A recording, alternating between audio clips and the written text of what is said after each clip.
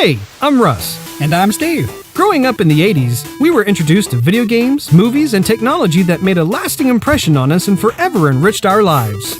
I think I'm gonna cry. It's been a fascinating journey to be a part of, one that we constantly treasure. Higher, booty. Our goal is simple: share our magical moments of discovery and geek out with lovely folks, just like you. Achievement unlocked. So if you crave pixel goodness, memorable moments, and experiences that make your inner child do the happy dance, you've come to the right place. Let's do this. Welcome to Joygasm. Yeah.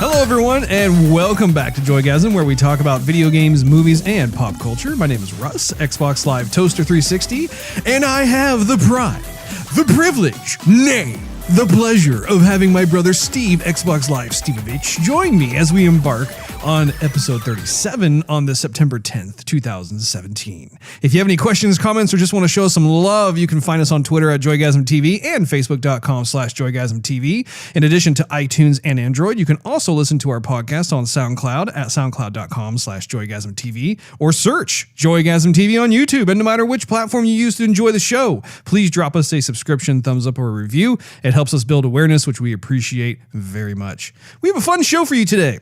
In video game news, we have actually just one little item that I thought would be fitting for us to play for you as we watch it here. It is the latest Witcher 10th anniversary video thanking all of the fans. So pretty cool. Movie news includes Stephen King's huge It movie success, Toys R Us potential bankruptcy filing, which I realize is not exactly movie news. I just didn't know where to put it because it's not like gaming, movies, or technology, but I do feel it is worth covering. As well as more of Disney's IPs leaving Netflix, studios fighting over James Bond, and news of director Colin Trevorrow's departure from Star Wars Episode 9. Our topic of the day is Destiny 2 play impressions, but first things first, as always, Steve, how you doing? Russ, greetings and salutations to you. Oh, thank you. This is a very mucusy kind of a day. It is. Allergy season's coming in full freaking force and all its... We're both a bit congested. Yeah, so don't get any snot in your microphone. I'll try not to get any snot on my microphone. Try not to honk any loogies into really. the microphone there, Steve. The tissue box has come back to keep us company. It has. Very much so. So you might get a couple of sneezes, but I try not to aim them your direction. We have plenty of mucus maintainers right here. For any of those, whether you're hawking a loogie, snot, sneeze, any kind of mucousy, membraney kind of nastiness. Yeah. So now that we've grossed out all our listeners, you been playing anything? You been watching anything? Well, what Russ, is new in the world of Steve? If anybody wasn't paying attention to the last podcast, they would remember that I stole Forza Horizon numero 3. Hey, you wanted the Ferrari or the Lamborghini, huh? So I have actually put down Overwatch. Oh, for the entire week. A new game has taken the mantle. And I have played nothing but Forza. Has it been your muse? Your new muse? It has. Your new inspiration? And I conquered it. What do you mean you conquered it? I beat the game. You beat the game? How is that possible? Well, you only borrowed it for like a week. I know. I was pretty intense with it, right? So it's kind of funny because I haven't done everything in the game. But at some point, it's just like, okay, well, you've done the biggest things in the game, so we're just going to go ahead and say you're done. I'm like, okay. I haven't maximized all the venues. So you've gone through the main story, you've done Blizzard Mountain, you've done the Hot Wheels. Those are all DLC. Okay, so you're just doing just the straight main thing. So the actual like person who handholds you through the game has said you've completed everything? Mm-hmm.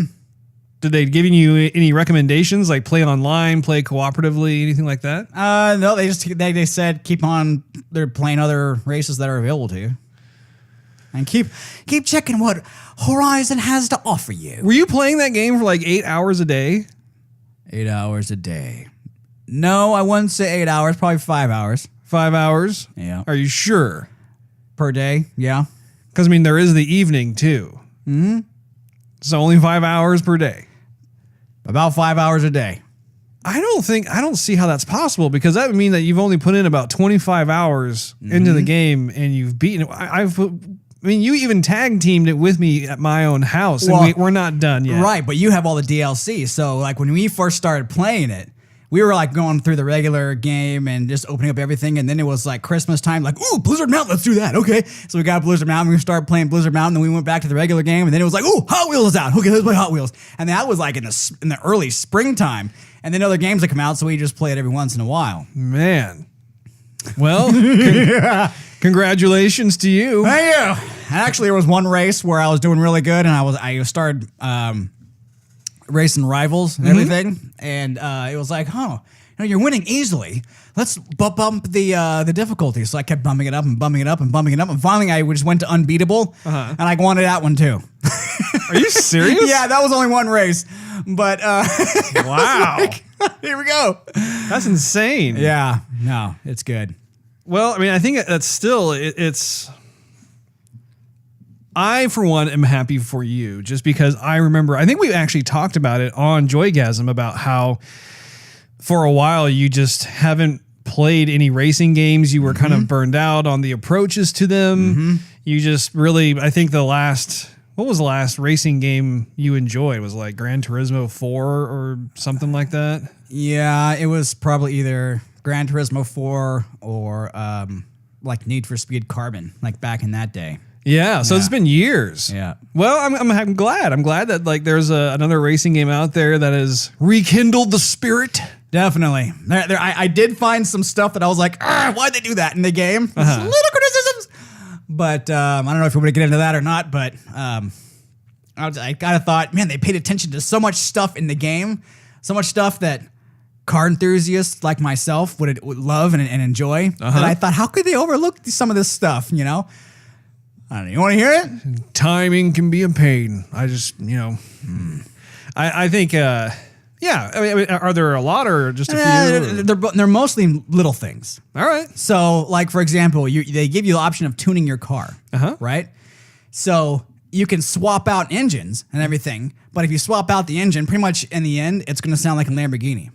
So, like, if you're driving a Hummer H1 Alpha and you swap out the engine for, like, a 6-liter, V10, V12 or whatever, it's going to sound like a Lamborghini. I'm like, okay. So pretty much anything you swap the engine out of, if it's bigger than a V8, it's going to sound like a Lambo, no matter what it is. I'm like, come on. Or if you swap out the exhausts on the car, nothing changes.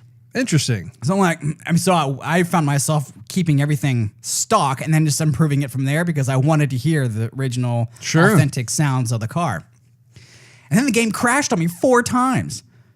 4 times? 4 times! Well, you know what? That might actually be... I wonder if it's due to your hard drive being full. I don't know. I know it's crashed over here a couple times too when I've played it. Oh, okay. So it's not just limited to my Xbox. And no other game has crashed.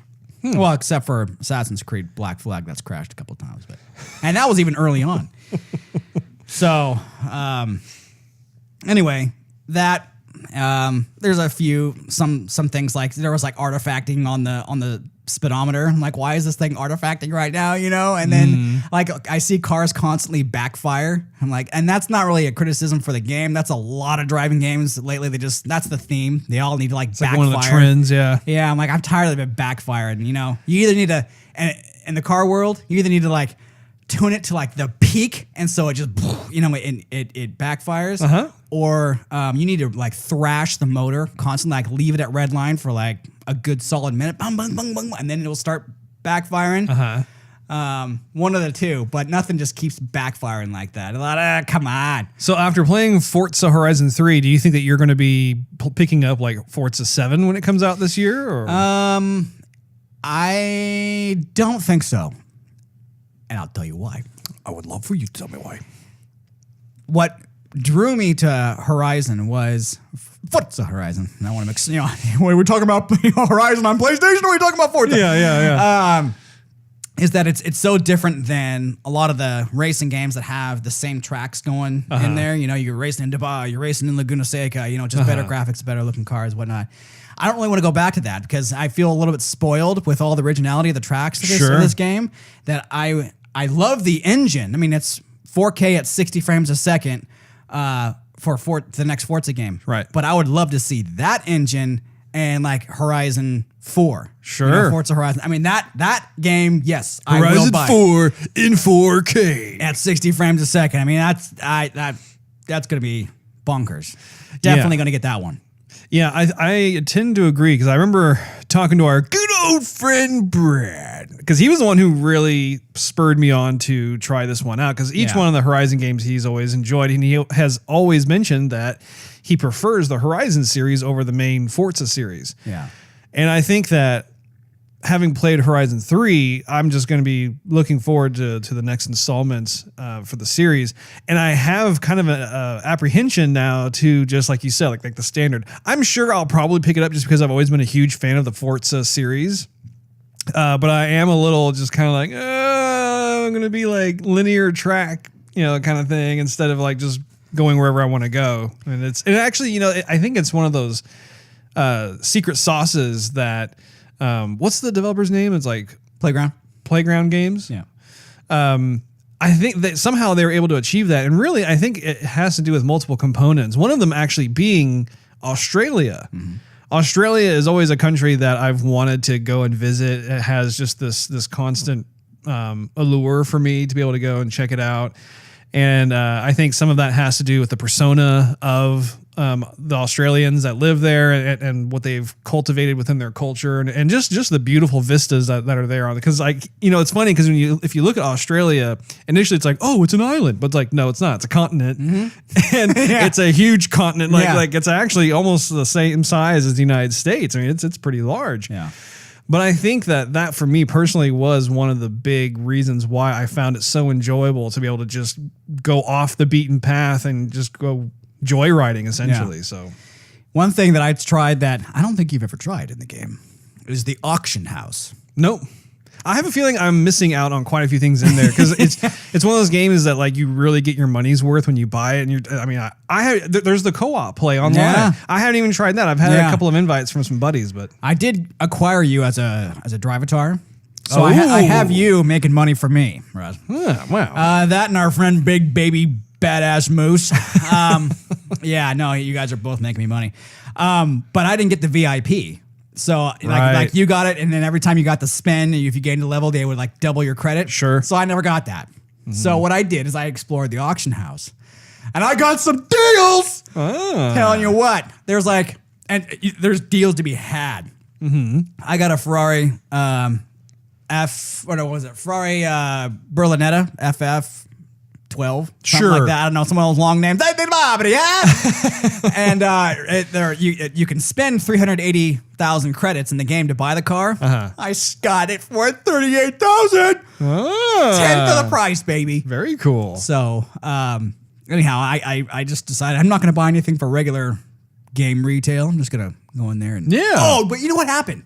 I'm sorry. I actually don't know what happened. I'll let you speak in a second, Russ. But you're good. This is good. I'm enjoying it. So on the auction house, I was like, ooh, I want to buy a Porsche, right? I know what you mean. Sometimes I walk into an auction house and I get the same feeling. I know, right? All right. It's one of those Porsche kind of dates. Right. So, so I would go in there and I'm like, oh, I want the new 911 or I want the Cayman. So they said, okay, we're selling the Cayman for like, $500,000. So I'm like, okay, well, I'll get it for $500,000 because usually it's available only in the DLC. So I click on it and I go, okay, here's my bid. And I'll click the A button, and then the thing will come up and saying, oh, well, if you want that car, you have to do the DLC. I'm like, wait a second, if I get it on the download, am I spending money? Then I'm getting the car anyway. Mm-hmm. So why is it available at the auction house to buy for 500,000 game credits, and you're not letting me buy it, but I have to buy it with my actual dollars? Yeah. It just kind of doesn't fit the bill. And then I thought, okay, well, it's just because it's not available in the game, period, because the software's not there. I have to download it. Right. And then I see the cars racing with me in the game. I'm like, wait a minute. A little tease. Both Hot Wheels and the Porsches are in the game racing with me, but it doesn't let me buy the car. I'm like, Weird. I wonder if it's part of some sort of DLC pack. Well, I mean, the Porsche is a part of the DLC pack. Yeah, I remember them. I remember one of them. But I'm wondering why they would be racing with me, or they are all available to buy on auction. If I don't know. That's weird, right? I don't get it. Yeah. I'll have to check it out. I haven't even done any of the auction stuff either. On my side of things, I finally beat Horizon Zero Dawn. Oh, snap! Yeah. I actually pulled a couple of late nights. I was up to like 3 a.m. because all of a sudden, like, the game just started dropping huge plot bombs left and right, and it just kept me glued to the screen, which is saying something because when the game first started out, I actually really wasn't into the plot. I thought it was just kind of cheesy, honestly, with a lot of the goddess mother here and the tribal things there and stuff. I just found myself kind of ignoring it and then moving along because I was enjoying the gameplay mechanics. However, as I got further into the game, then things started really getting interesting. I don't know. Are you going to play Horizon Zero Dawn at some point or not? Because I don't know what I should say and what I should not say. Probably not, because by the time I'm caught up with everything, I'm most likely to be playing Final Fantasy VII at your house at 2 a.m. And that's going to take over my life. So, I mean, if you tell me whatever, I'm most likely going to forget it at that point. Okay, so I'm going to tell the listeners right now that I'll probably go into some spoilers for Horizon Zero Dawn just so we can have this conversation for the folks who have beat the game so we can chat about it. So you may want to skip ahead a little bit. I'm going to give you just a little bit of time and, make that decision. That's what you want to do. Okay. Again, we're going to talk about Horizon Zero Dawn spoilers. Plot spoilers. Okay, here we go. You meet the T-1000? No. Okay. You meet Skynet? No. Okay. Well, Skynet is kind of like, this is close. Okay. So in the game, you play this girl who Play a chick. Apparently you don't know where you came from. Like, you were raised by this guy named Rost, and he is kind of like your stepdad, basically. And you're kind of shunned from the tribe that you grew up in. You don't know why, but it's just there's due to like a lot of the superstitions and a lot of the lore that the tribal leaders have kind of instilled within the little small society there. You wind up being kind of shunned. And so then you have this guy, Rost, who shows you how to hunt, how to take care of yourself, that sort of thing, and you move forward throughout the game. You eventually are able to get out of your little area called Mother's Embrace, and you go exploring into this huge wide open map and everything else. So what I thought was really cool was that you begin to learn about where all these machines came to be, how they existed, that sort of thing. And it winds up kind of in a nutshell being that you're actually on Earth. Mm-hmm. That was filled with all kinds of mucus goodness right there. I'm gonna have a gift for you in a second. Yeah, really. Just put it in a mucus maintainer. I got one here if you want it, right? No. I'm gonna start hawking like used tissues at you. Oh, that's just nasty.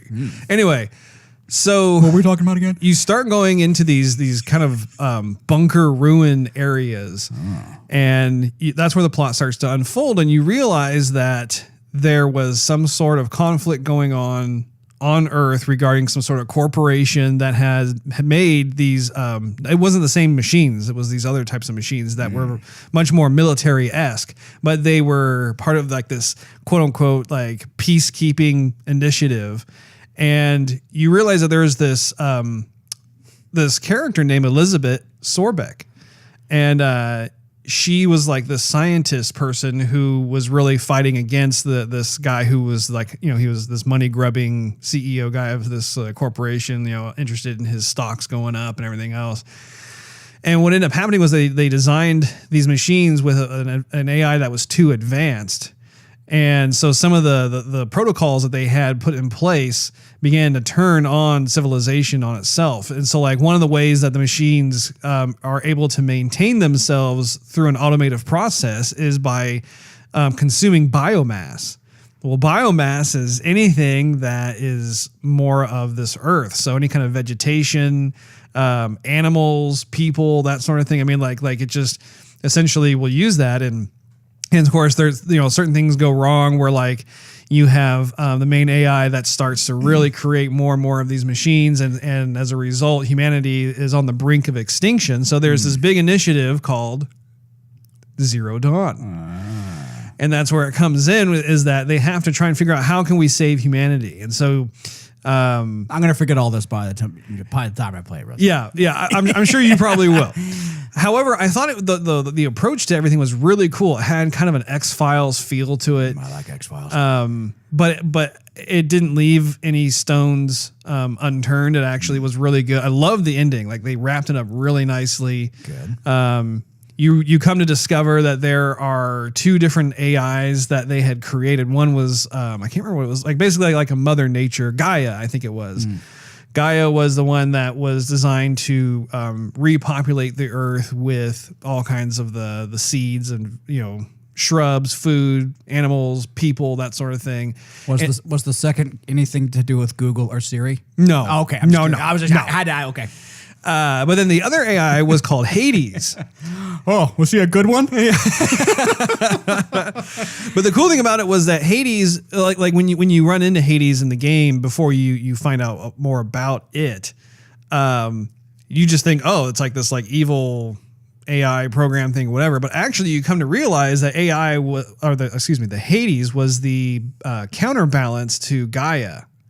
In the sense that like there were times when like Gaia would be trying to go through its protocols, its procedures, that sort of thing, but sometimes it wouldn't work correctly up to certain specifications that the scientists had created. So that Hades would come in and basically wipe the slate clean to allow Gaia to try again and improve upon itself. Interesting. So yeah, it was really cool because then you go through, and here's a big spoilers. I'm telling you guys, if you haven't played this game and you don't want to know, you should skip ahead. But I thought it was fantastic because you come to realize that your main character looks just like the scientist Elizabeth.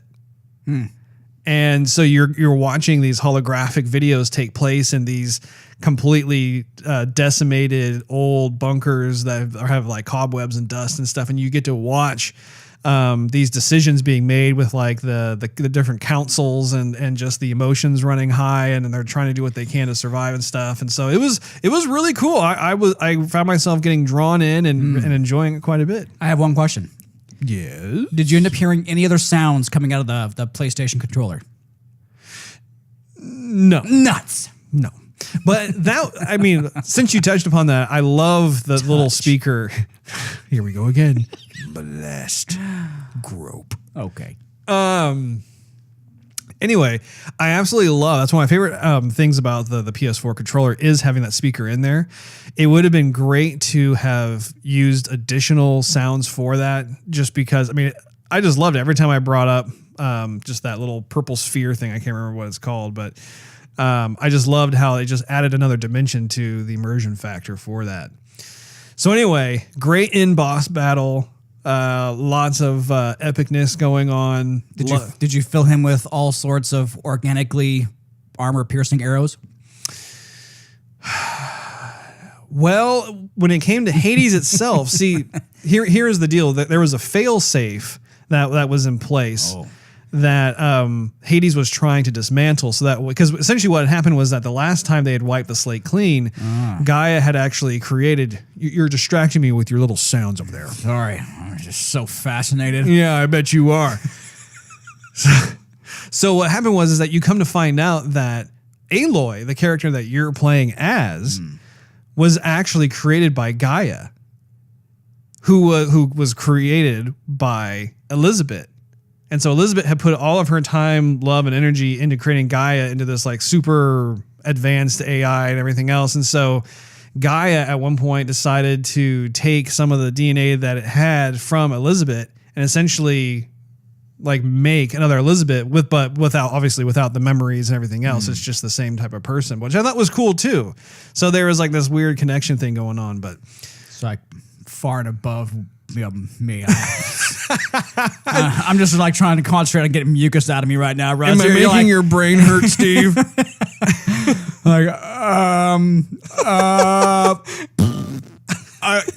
next topic. Steve's like, cars, Gas pedal, brake, oil, nitrous, exhaust. Let's do it. Anyway, absolutely love the game. It's one of my favorite games of the year. It's a lot of fun. I'm actually gonna, if I ever get around to getting like a 4K version of the PS4, I'd love to be able to do another romp through. They have a new game plus mode as well when you beat the game, which is nice. Like The Witcher. Yes. And so that's probably what I'll do too is go through it because it's just so good. One last thing too is that for those of you who are still playing through the game or haven't played through the game, I highly encourage you to go hunt down the ancient armor. It takes a while. You're probably not going to be able to get to it until like 75 to 80% through the main quest. However, look for those power cells and get the ancient armor. It is completely overpowered and it's completely awesome. So moving on to the next little thing here, Steve. Well, you beat a game and I beat a game, Russ. How coinky dinky is that? How coinky dinky indeed. Let's see here. Oh, another game I've been playing a lot is Mario Kart. And I gotta say, it is probably one of the best casual games I have ever played. And I've always been a huge fan of Mario Kart back in the Super Nintendo days. But playing Mario Kart, first of all, my daughter absolutely loves to watch it. She'll sit, like it's the one game that like she will sit on the couch and cheer and just, you know, anytime that she sees a coin on there, she's like, coin, you know, and so it's a lot of fun to see her respond to that. And it's just a part of the magic that is Nintendo. But I mean, we'll talk about a game that you can just pick up and play and just have fun. It's not a hard game to play. And it's a game actually that you and I need to sit down and play some multiplayer with, but just fun. And there are a ton of tracks, by the way. There are just so many. I haven't even gone through all of them yet, but they're all very imaginative. A lot of fun. It just makes you happy to play it. So We like being happy here at Joygasm, Russ. Indeed. I enjoy being a little Festive. happy. Happy. Of course, the other thing too, which we'll talk about much later, is the fact that we've had a chance to sit down and play Destiny 2. Last night was able to meet up with a couple of buddies, check it out. A couple of bros. Get kind of that fire team experience, but we'll get to that later. That's about all the stuff I've been doing this week, I suppose. Well, that's quite a lot, Russ.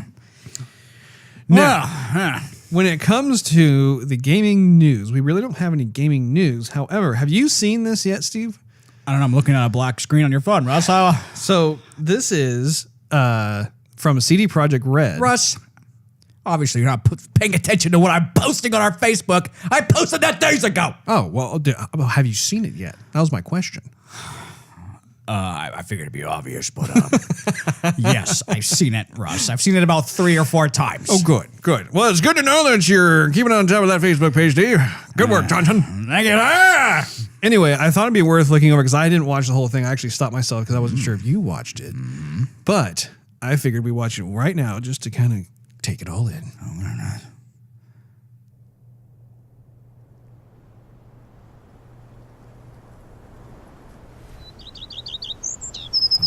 Yes. This brings me back. Good old Toussaint. Hey, was just reminiscing and realized, damn, been ages since we last saw each other. You know me, got a hard time staying put, though. Regis says I'm getting old. Drops in with herbs for trysts sometimes. Strange species I've never seen. They grab Yennefer, lock themselves in her lab, spend all day brewing. Wouldn't dare interrupt them. Not that I'm complaining. Gives me time to help the guys with their contracts. Although, can't shake the feeling they mainly take jobs nearby. Lambert practically lives here. As I said, find it hard to sit still. Except, things are good here, you know? I'm good. We play Gwent, drink wine, swipe grapes from Anarietta's vineyards the odd moonlit night. Vesemir'd enjoy that especially. Been through hell and high water, you and me. Fact is, you know me better than anyone else does. Actually, I wouldn't be here if it wasn't for you. Thanks for everything. And know we all miss you, old friend. So, it might be my birthday, but I say, here's to you.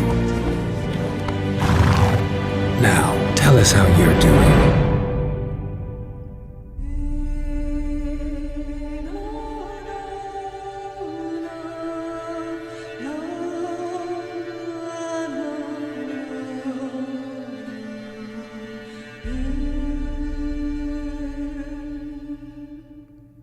Well, that's pretty cool.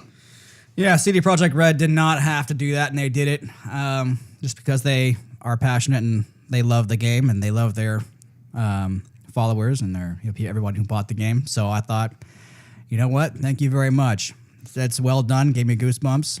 Yeah, definitely.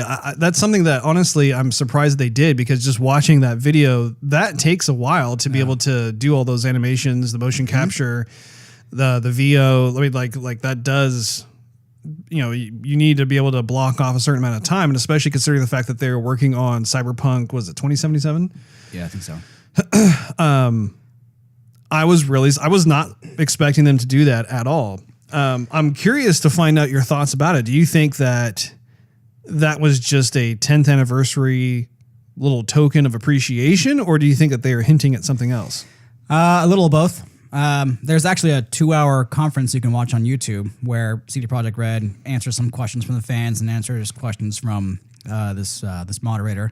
And I didn't get through the full 2 hours, but my main question was, does this mean they're bringing out another Witcher? Yeah, seriously. And they never even touched on it. So, but they did ask questions, or they did allude to, we're just doing this for you guys, and they own all the rights to The Witcher, and they don't want to give up on the world yet. But I mean, they're not thinking about making a game at this point, because everything is going towards Cyberpunk.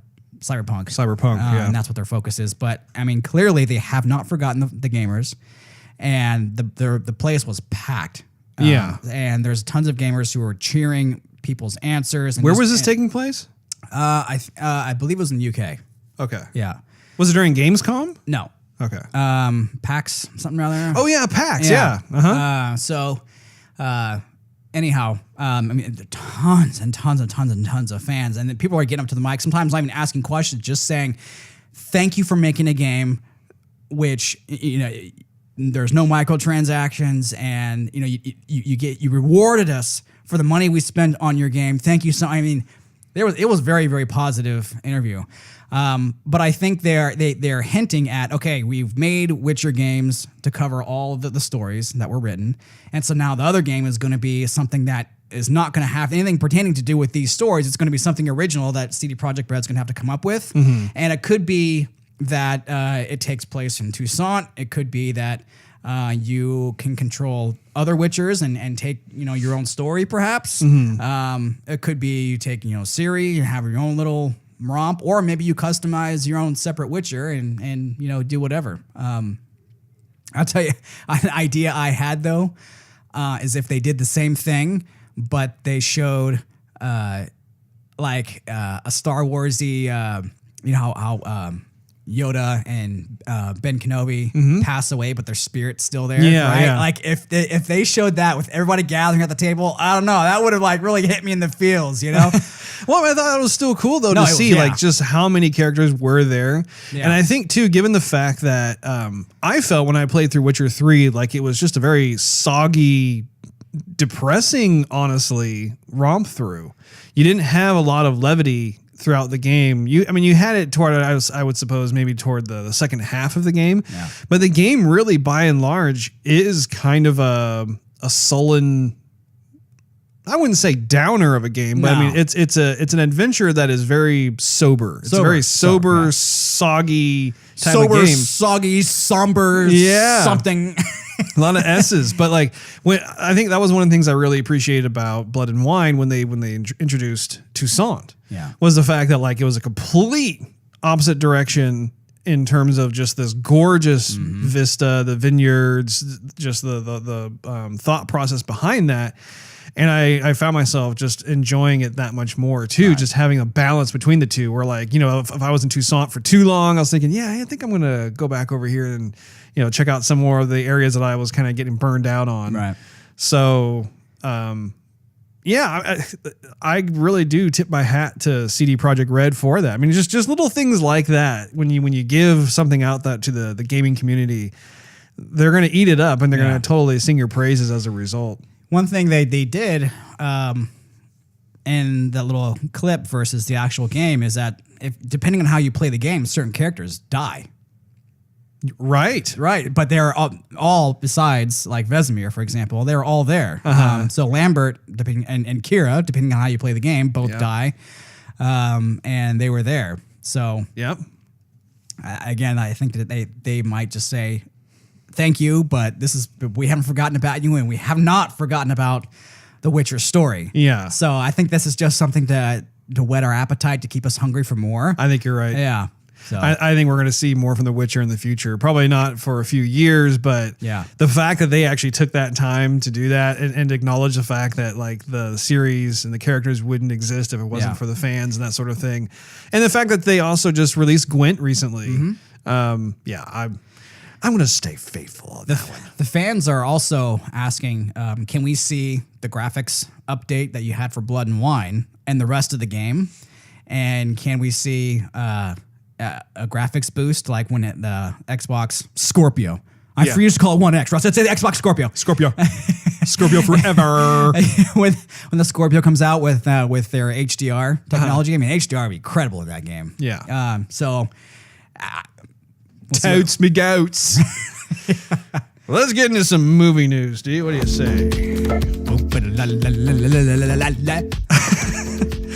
To start things off, Stephen King's It scores huge opening night. The horror film grossed an impressive $13.5 million on opening night, which was on a Thursday night. This is the third highest Thursday night showing in 2017, coming in behind only Guardians of the Galaxy Volume 2's $17 million opening and the live-action Beauty and the Beast, $16.3 million gross. It now has the largest opening for any horror movie September release, R-rated film, and any Stephen King film adaptation. Paranormal Activity 3 previously held the record for biggest preview night for a horror film, having made $8 million in 2011 ahead of its $52.5 million. A sequel to It is already in development over at New Line Cinema, and I do believe that probably by the time the opening weekend is all said and done, I think that It has a chance to break the $100 million mark. It might make between $100 to $110 million opening weekend, which is a very big deal for a horror movie. You just don't see that kind of popularity. Now, this next story is interesting because I didn't know where to put it, so I just figured I'd just throw it in there in the mix. And that is Toys R Us eyes potential bankruptcy filing. No! MSNBC reports the company currently owes $5 billion, $400 million of which is due by next year. Toys R Us has hired law firm Kirkland & Ellis to help weigh restructuring options and deal with the debt, which can be anything from bankruptcy filing to possibly raising enough finances to cover the money owed.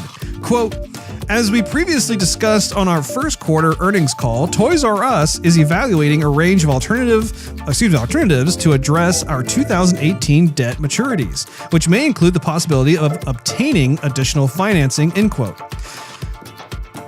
Toys R Us was able to successfully refinance some of its debt last year, which gave the retailer more time to figure things out before facing billions in debt repayments. I thought that was worth mentioning just because it's Toys R Us. I mean, that was a business that we grew up with as kids in the 80s. And I have to say, like over the years, it seems to have kind of gone downhill a bit. Right. Whether it's kind of the staff that works there or it's the amount of product that they carry. It just seems like the whole thing is just kind of sagged a bit, for lack of a better word. And so it kind of comes as no surprise seeing this type of situation too. I think they need to have some rebranding or something. I think the board that they have, the Toys R Us board, needs to come together and rethink things out, because I mean that was one of the premier stores to go to back in the 80s. Yeah, I love going to Toys R Us. Oh, whatever kind of toy as a kid that you could possibly want would be there. And just lately, I know if I were to go into one these days, they seem to be kind of behind the curve. You know, Toys R Us was our first avenue to buy Sega Master System games. That's right. It most certainly was. Lots of good memories there. Being a kid and going in, or the Sega Genesis, walking in, looking, just pressing your hands up on the little plexiglass and your little breath, like fogging it up, just while looking at all those cartridges. The next story we have here is that Star Wars and Marvel movies will move to Disney's streaming service. According to Variety, Iger made the announcement during a Q&A today at the Bank of America Merrill Lynch Media, Communications, and Entertainment Conference. Quote, "We've now decided we will put the Marvel and Star Wars movies on this app as well," unquote, Iger said. He also provided a better sense of when the service would launch, saying to expect it in late 2019. This news only adds another layer to the increasing splintered world of home entertainment as various studios, networks, and streaming services seek to shore up their own stake in the landscape with original content and popular IPs, which is exactly what we talked about in one of our previous episodes. Yep. I think it's a mistake. Yeah, I think that there's a danger that's there. And like I said, we've covered it in one of our main topics previously, but I think that you're going to see the consumer get screwed in this because there's going to be too many platforms that you have to pay for. And what if one of our fans loves Disney, loves Netflix, and loves Twitch? Yep. That's 3 subscriptions just for entertainment. Well, Twitch, you don't have to pay anything. You can if you subscribe. But do they have original programming? No, but I mean, if you're looking at Twitch, that's how some of the people earn some income is by their subscribers. Oh, okay. Disney and Pixar titles will also leave Netflix in favor of the new Disney service. So I think Disney's just going to be phasing out all of their major IPs from Netflix, which if I'm Netflix, I think I'd be pretty upset about that because they had just struck a deal, I think it was like a year ago, to have all these things on there. And all of a sudden Disney just went, psych, just took it out. So you're like, WTF, man. Apple, Amazon vie for James Bond movie distribution rights. THR reports, that's the Hollywood Reporter, that Apple and Amazon are vying for the rights and are placing bids in the ballpark of what Warner Brothers, the company reportedly in the lead of this rights battle, is willing to pay. Amazon has been involved in the film world for a little while now, although nothing on the level of something like the Bond franchise. Former co-presidents of Sony Pictures Television are reportedly leading the charge for Apple, with THR sources suggesting the reason Apple is going after the Bond rights is to also try and expand the brand into the world of television, which I thought, okay, I can kind of get there, especially given the fact that where television has gone these days. We've got a lot of quality programming that could be on the same level as movies, honestly. Sony has, to this point, partnered with MGM to release every James Bond film of the Daniel Craig era. However, their deal with MGM expired after Spectre, leaving the rights to the Bond franchise on the table with another Craig starring Bond movie on the horizon for 2019. Industry expectations had suggested Warner Brothers would swoop in and seal the deal with MGM, even though Sony, Fox, and Universal have all been in pursuit as well. However, Apple and Amazon's possible bids may shake up the ongoing attempts to iron out the deal. And I think that that's worth mentioning too, just because, you have 2 technology giants, Amazon and Apple, who clearly have a very big interest in trying to break into entertainment, when as far as movies are concerned. And having the James Bond franchise, that's one of the most beloved series in the history of cinema. So, right. Any thoughts on that one, Steve? Yeah, I know Apple's been trying to break into the whole TV industry for a while. They've been branching out. At one point they were trying to make a car to rival Tesla. They've now since got out of that. Now they're trying to get a movie, showcasing stuff because they have their Apple TV and whatnot. So that would be a big jump for them and successful. They got the James Bond series, but Amazon's already there, developed. They got their Prime content, so it'd be a little bit easier for Amazon, but it'd be a gold nugget for Apple. Sure. The final story I have here is that Star Wars Episode 9 new report details reason behind Colin Trevorrow's departure. IGN reports the departure of Colin Trevorrow from Star Wars Episode 9 has surfaced, suggesting that the director's inflated ego created some friction with Lucasfilm, which ultimately led to him being fired from the project. Speaking to Vulture, a source with inside knowledge about the productions of Jurassic World and The Book of Henry, both of which were directed by Trevorrow, said Lucasfilm may have fired him because he was difficult to work with. Trevorrow reportedly focused a great deal of his creative energies on asserting his opinion during the production of Jurassic World, and since he was personally hired by Steven Spielberg, no one could drop him from the project. Following the film's incredible success, the director decided to helm The Book of Henry, and he was reportedly unbearable when doing the film. He had an egotistical point of view, and he was always asserting that, the source said. Lucasfilm president Kathleen Kennedy won't put up with that type of personality, according to a film producer who's worked with a studio head. Quote, if you rub Kathleen Kennedy the wrong way, in any way, you're out. You're done, end quote, the source said. Another quote I have here is that a lot of these young new directors want to come in and say, I want to do this. I want to do that. A lot of these guys, Lord and Miller, Colin Trevorrow, got very rich very fast and believed a lot of their own hype, and they don't want to play by the rules, end quote, which the source notes is something Kennedy simply won't tolerate. The final note I have on this is that the studio released a statement addressing the news of Trevorrow's departure from episode 9 earlier this week, saying that they have, quote, mutually chosen to part ways, end quote, and that, quote, Colin has been a wonderful collaborator throughout the development process, but we have all come to the conclusion that our visions for the project differ, end quote. So a little bit of the old amicable separation, creative differences, and I honestly expected that to happen at some point, not necessarily with Mr. Trevorrow, but just the fact that you have a lot of talent that's been hired for an IP that is one of the biggest IPs in entertainment, so you're going to be having a lot of different ideas, different approaches to things. I wish I could be a fly on the wall to like listen to some of buzz. Yeah, exactly. Oh, this is good. This is good. I'm going to land on him. Hey, why is that guy coming at me with a fly swatter? Yeah. Anyway, that actually is the end of movie news, but I got some good stories in there, I would say, overall. Nice little juicy bits. Yeah. Which one was your favorite? Probably the James Bond Apple Amazon dealio. Yeah, that one's a doozy. Well, Steve, I do believe it is none other than time for the topic of the day.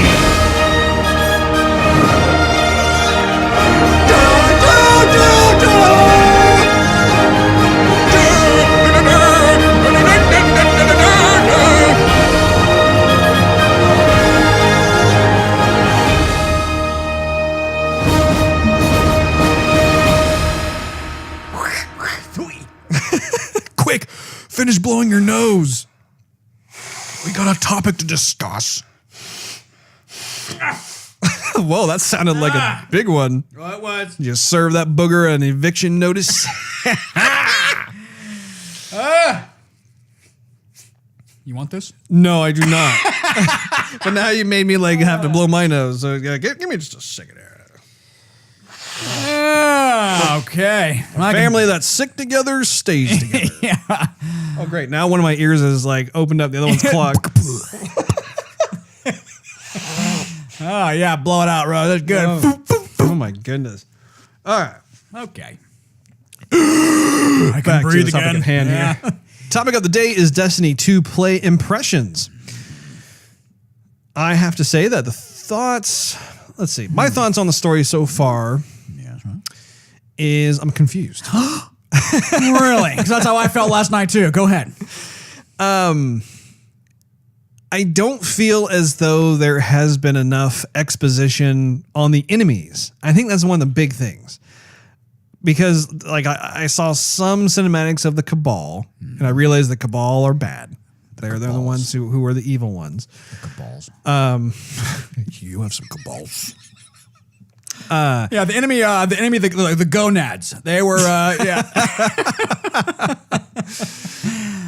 Anyway, in addition to the Cabals, there are these other alien enemy race species classes. Yeah, you got to have a few little randomites in there. Yeah, well, one of them, I guess, is called the Fallen, and I'm still having to learn this. And I suppose I should give all the listeners out there a bit of a disclaimer in the sense that I have barely started through this game. I'm not even close to getting halfway done with it. I'm very much just trying to find my way through even how to get my character properly equipped and that sort of thing. So this is by no means like my end all be all judgment of the game. It's just what I've been able to play so far. Sure. And so last night I was able to hook up with a couple of buddies who are hardcore Destiny players. They were very patient with me, which I appreciate. They were kind of hand holding me through what to do. But I got to say, there was just not a lot of direction for a newbie like myself to be able to kind of chomp into and understand. Which we talked about during the beta. We did. Yeah, we did talk about that a bit. And I like I said, I'm just assuming that there will probably be more plot revealed as I go through the game, and I'll be able to find out a bit more of what the purpose is of the Fallen, get more of a purpose of who and what the purpose is of the Cabal coming to Earth in the first place. So,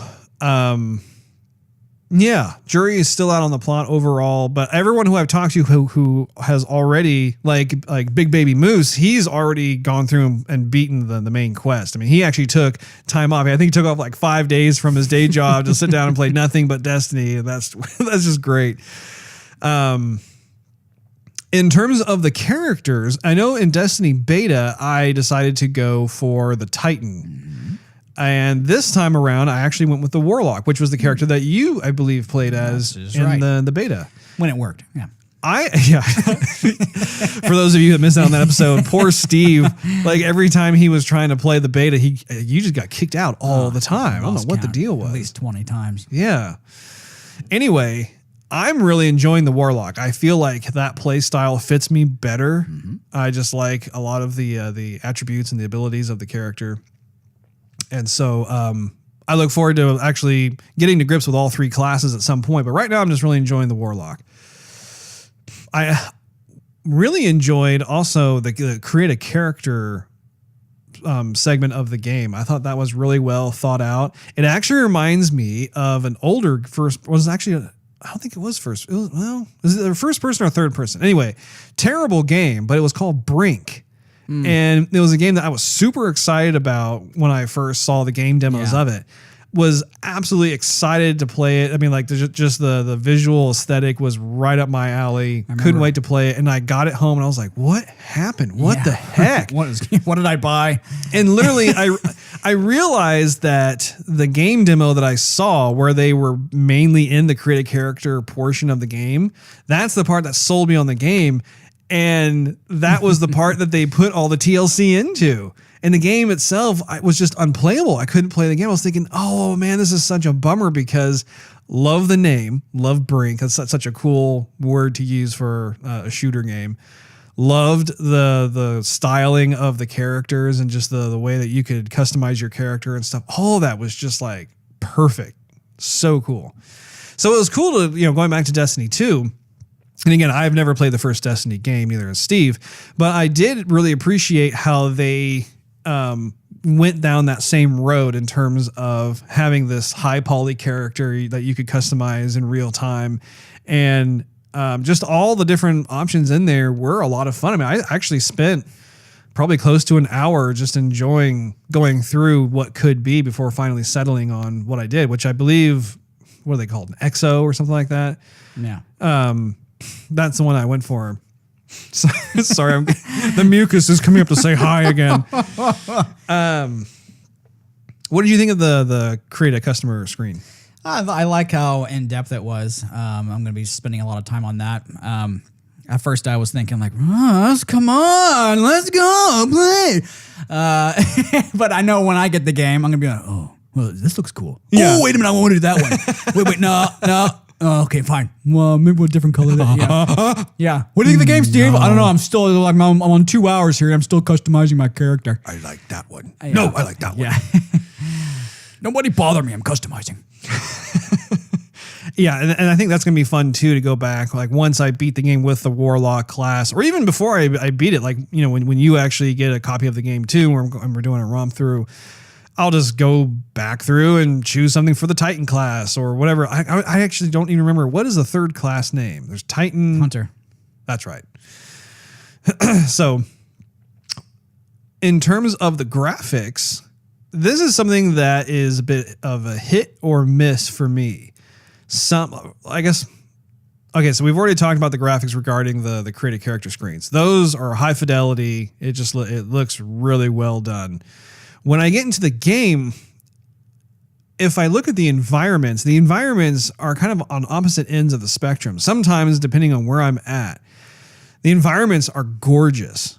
I mean, you look around and you can tell that like there was just a lot of imagination, a lot of thought put into it. And given the fact that we knew ahead of time that there were certain limitations regarding what they could do with the graphics, just because this is basically an MMORPG, but in a first-person shooter setting. Right. That they're not going to be able to do as much with it as say, Overwatch, for example. Right. Even though Overwatch is decidedly more cartoony, like Team Fortress, I mean, there still is quite a bit of detail in there.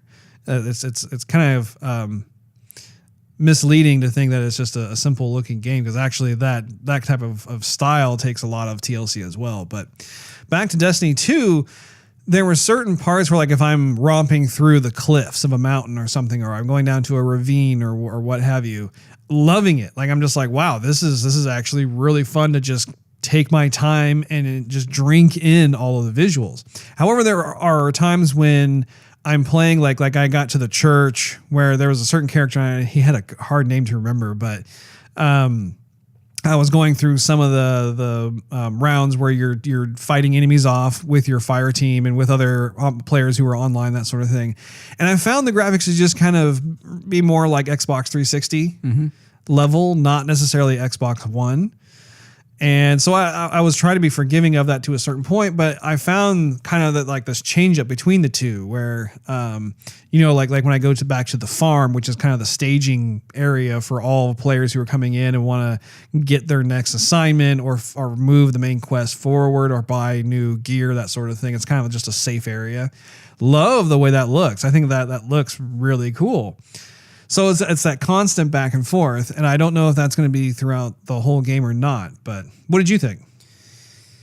I thought it sort of plateaued a little. In terms of the graphics? Yeah. In the beginning part of the game, it's like, wow, okay, I haven't played any levels that look like this ever in my life. This is crazy good. All the environmental effects, that we talked about that also on the beta. And then later on in the game, it just kind of seemed a little standard. Like, part of the excitement was lost or gone, or it just kind of fell flat. Yeah. It wasn't terrible, but it's just like, okay, what's going to happen here that's going to wow me? This is Destiny 2. Like, hooray, Destiny 2 is supposed to be this big monumental AAA release.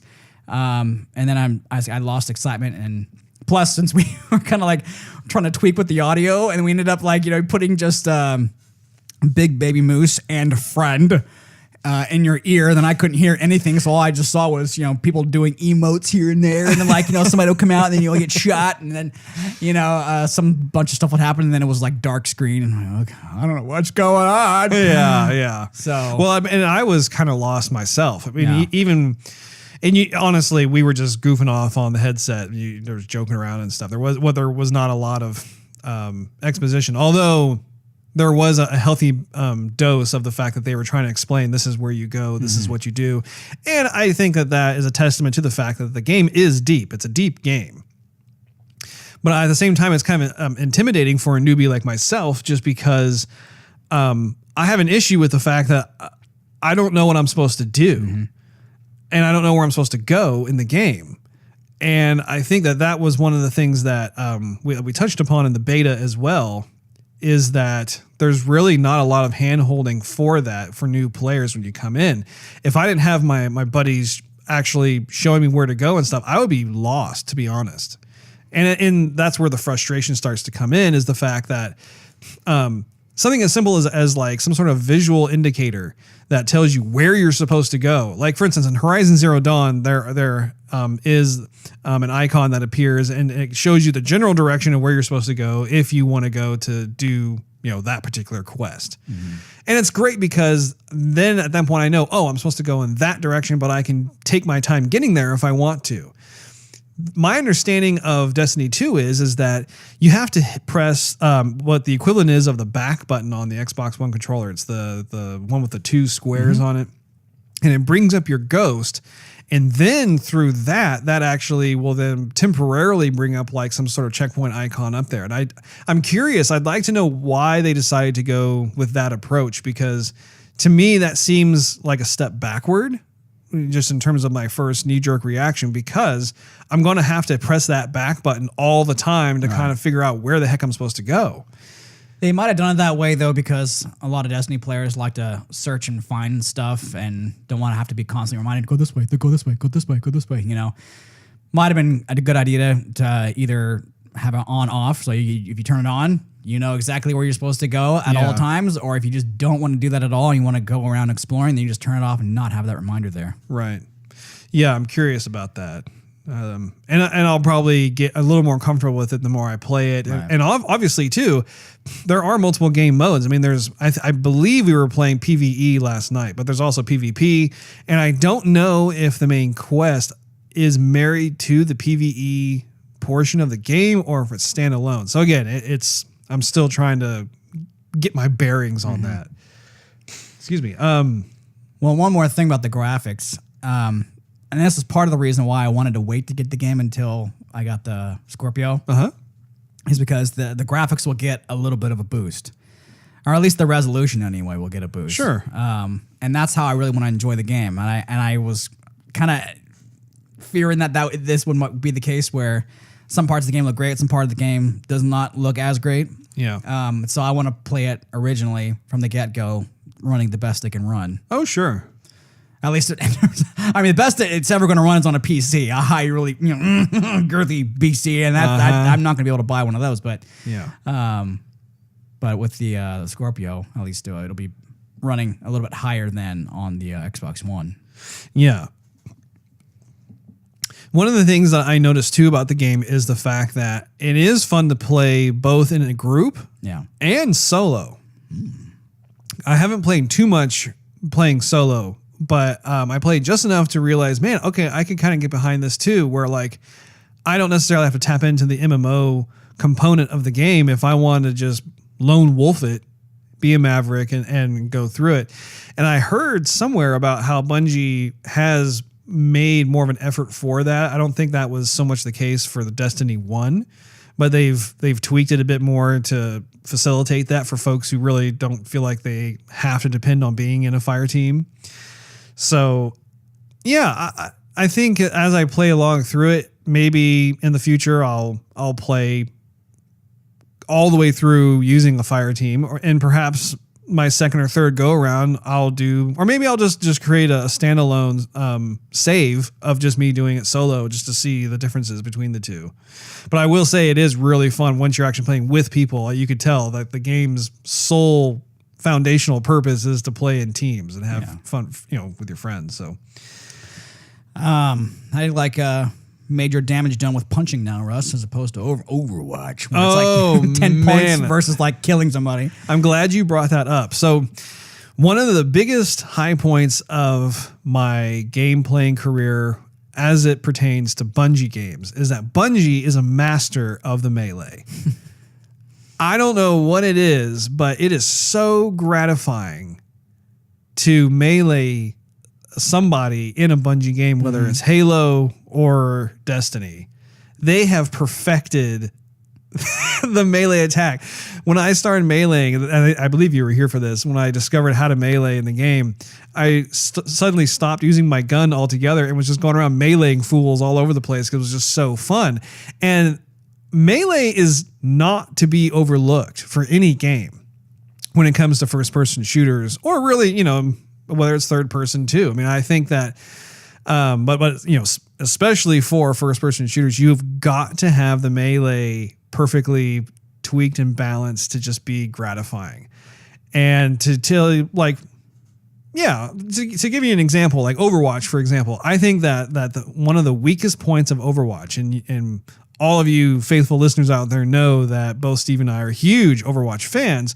However, the melee is something that they need to really balance out and make more pronounced, I guess is a good word to say, because it feels like there's not enough oomph behind it. I think oomph is a good way of describing what Bungie does perfectly well. Is when you melee, I mean, you feel it, you experience it. You're like, yeah, take that. Unless you're Doomfist. Okay. Yeah, one character whose whole purpose of being is because he has a freaking gauntlet. Yeah. But even that's not even a melee. I mean, the attacks, his main attacks are all melee based, except for his like hand cannon.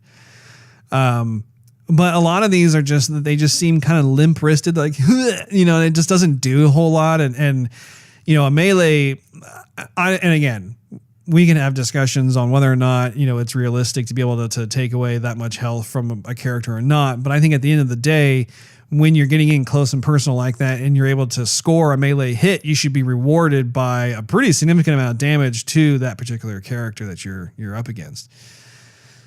And there are other games too that are first person where you try melee and it comes off as awkward. It doesn't work. And Bungie has always been able to nail that on the head. Do you have any thoughts on that, Steve? Well, that's about it, Russ.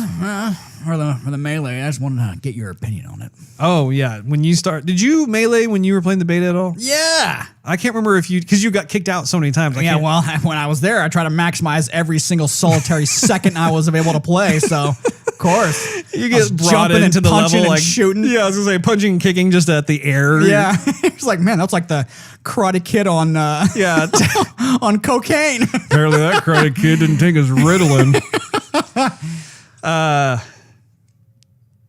Yes, Russ. When it comes to the weapons, this is another category that I wanted to make sure that we covered. When I first started playing Destiny, honestly, I didn't really care for the weapons. I didn't like the way they kicked back when I squeezed the trigger. I didn't like the way they felt.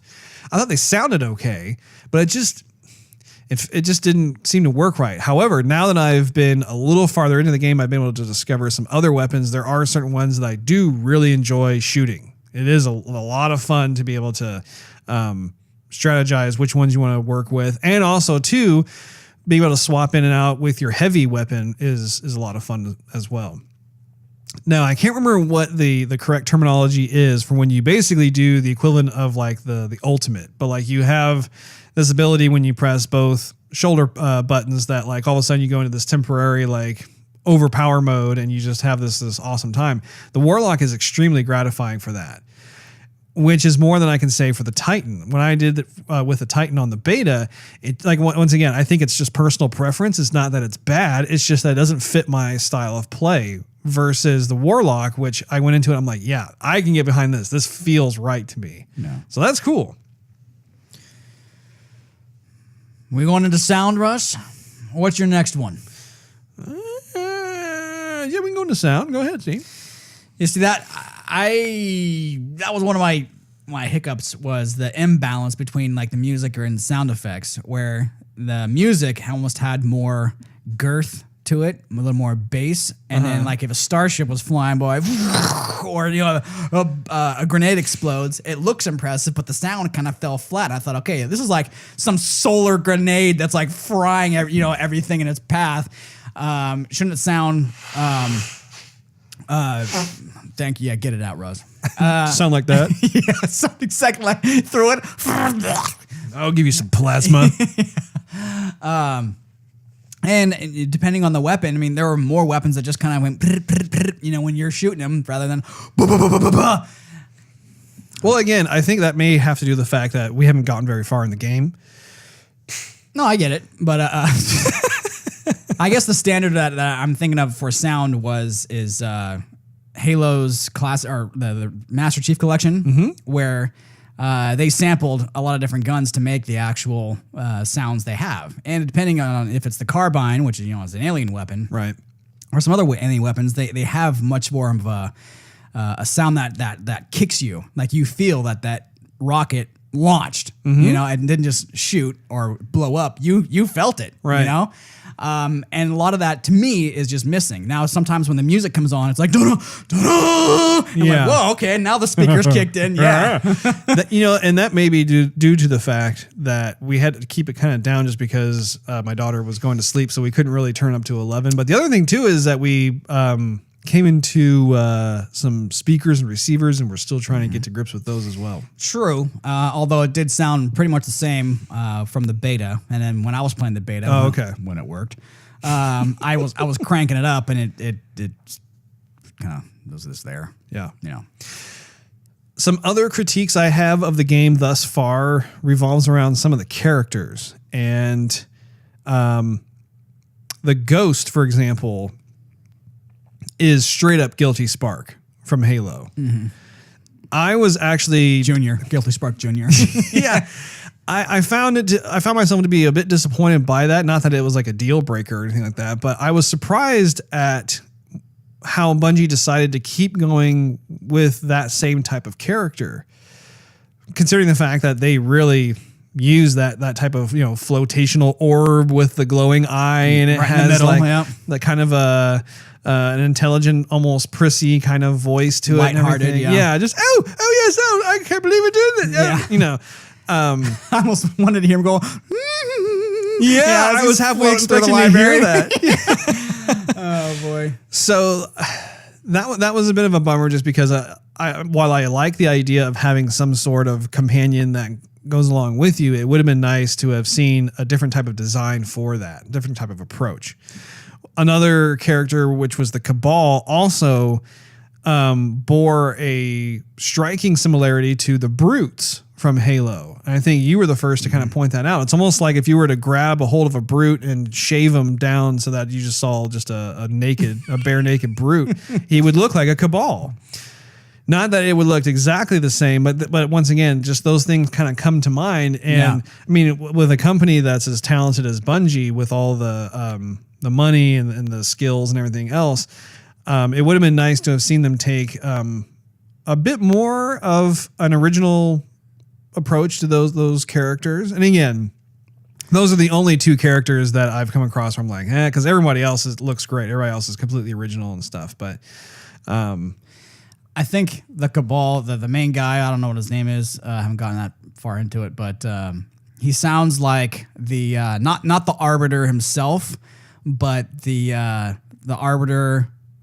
There were two Arbiters that were basically going against the system back in Halo, and not the main Arbiter that joins you up later on, but the other guy. He sounds exactly like him. I was trying to find his name last night and I couldn't find it. But I thought, I'm just drawing parallels, and I want them to be separate. Yeah, I'm looking for a separation, not. You want a new story. You want something that's completely new, not something that you'd expect from Halo. But I wasn't expecting you to play Footsmith just now. But, sorry. The final thought I have about it is that there's a bit of a hurdle I'm having difficulty getting over, and that is the clash between future Earth versus what I call medieval Earth. And what I mean by that is, so Earth is one of the planets. And in fact, the whole game, to my understanding, is that it takes place in our solar system. So there will be other planets or moons or whatever that I go to, but it stays within our solar system. And Earth is definitely one of the main places that you go back to and visit. That's all well and good. I'm perfectly okay with that. However, when it comes to the Guardians, they look like they belong in a medieval game. I mean, they look like knights in shining armor or friar tucks, or they have kind of that Jedi almost kind of look to them. And so from just a purely design standpoint, really design and art, I'm trying to get on board with that. And it seems to be too much of a clash of like, when I go to Earth and I'm seeing certain cities and churches, architecture, things that look more contemporary and modern, and even some stuff that has a bit of that little taste of future to it, mixed with these Guardian characters that you're running around with that look like they belong during the Knights of the Round Table. I can't, I'm not there yet. I don't mind that too much because I kind of like all that lore, medieval kind of stuff. I think that looks kind of cool, and I think that's just a different approach that the game has taken. I kind of like it in a way. Plus, you can customize your character. as you go and as you level up and as you attain other stuff. So, I mean, there's a good chance it could get better. Oh, yeah. And I think that's a good way to wrap it up, too, is just the fact that these are just critiques and observations that I've noticed while playing the game. I'm still very much enjoying the game. I'm looking forward to being able to get through and perhaps have some of these things be more explained, or maybe I just have to adjust my play style to it.